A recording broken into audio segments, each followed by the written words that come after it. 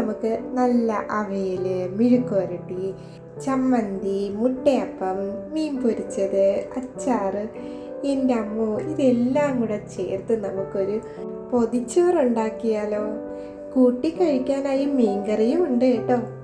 എന്നാൽ നമുക്ക് ആദ്യം അവിയലുണ്ടാക്കാം. ഈ അവിയലുണ്ടാക്കുന്ന വീഡിയോ ഞാൻ മുമ്പേ തന്നെ അപ്ലോഡ് ചെയ്തിട്ടുണ്ട്. കാണാത്തവർ അത് പോയി ഒന്ന് കണ്ടു നോക്കുക. അതുപോലെ ഞാനിടുന്ന വീഡിയോസൊക്കെ നിങ്ങൾക്ക് ഇഷ്ടമാകുന്നുണ്ടെങ്കിൽ ഒന്ന് സബ്സ്ക്രൈബ് ചെയ്യാൻ മറക്കരുത് കേട്ടോ. ഇനി നമുക്ക് മെഴുക്കുവരട്ടി ഉണ്ടാക്കാം. മുട്ടക്കോസാണ് നമ്മൾ മെഴുക്കുവരട്ടി ഉണ്ടാക്കാനായി എടുത്തിരിക്കുന്നത്. ആവശ്യത്തിന് മുട്ടക്കോസ്, ഒരു 2 അല്ലി വെളുത്തുള്ളി, ഒരു ചെറിയ കഷ്ണം ഇഞ്ചി, ഒരു അരമുറി സവാള, ഇതെല്ലാം കൂടെ ചേർത്ത് നമുക്കൊന്ന് ചെറുതായി അരിയണം. ഞാൻ ഇതുപോലെ ഒന്ന് അരിഞ്ഞതിന് ശേഷം എല്ലാം കൂടെ ചോപ്പറിലിട്ട് നന്നായി ഒന്ന് ചോപ്പ് ചെയ്ത് എടുക്കുന്നുണ്ട് കേട്ടോ.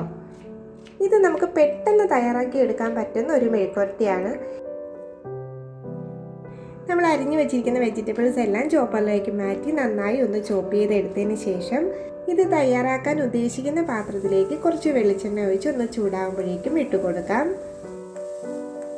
ഇനി നമുക്കിതിലേക്ക് ആവശ്യത്തിന് ഉപ്പ് ചേർത്ത് കൊടുക്കാം. കൂടെ തന്നെ ഒരു പച്ചമുളക് 2ആയി കീറിയിടുന്നുണ്ട്.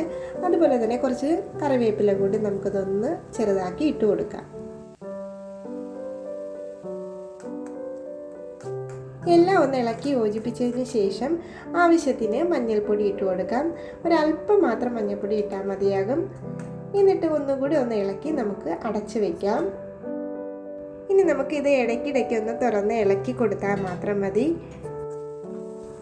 ഞാനിത് 1-2 തവണ ഇളക്കി അടച്ചു വെച്ചതാണ്. ഇനി നമുക്കിതിലേക്ക് ഒരു പിടി തേങ്ങയും കൂടെ ഒന്ന് ഇട്ട് കൊടുക്കാം.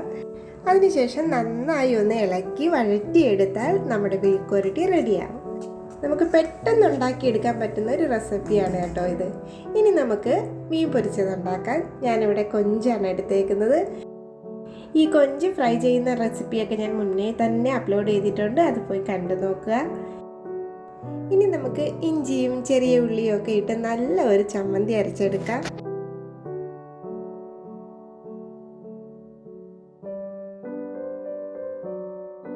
ഇതിൻ്റെ ഇടയിൽ ഞാൻ മീൻ കറി വെക്കാൻ വെച്ചിട്ടുണ്ടായിരുന്നു കേട്ടോ. നല്ല അയിലയൊക്കെ നന്നായി വൃത്തിയാക്കി വറുത്തരച്ച് തന്നെ മീൻ കറി വെച്ചിട്ടുണ്ട്. ഇനി നമുക്ക് മുട്ടയപ്പം കൂടെ ഉണ്ടാക്കിയാൽ മതിയാകും. സത്യം പറഞ്ഞാൽ കുറച്ച് ദിവസം കൊണ്ടുള്ള ഒരു ആഗ്രഹമായിരുന്നു കേട്ടോ പൊതിച്ചോറ് കഴിക്കണമെന്ന്.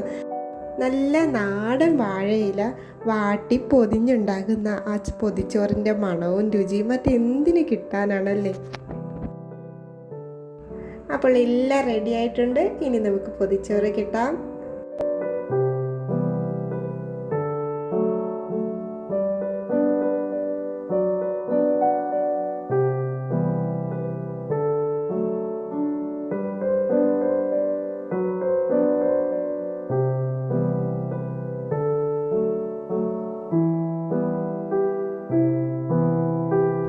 ഇത് ഞാനൊരു 2 മണിക്കൂർ മുമ്പ് കെട്ടി വെച്ച പൊതിച്ചോറാണ് കേട്ടോ.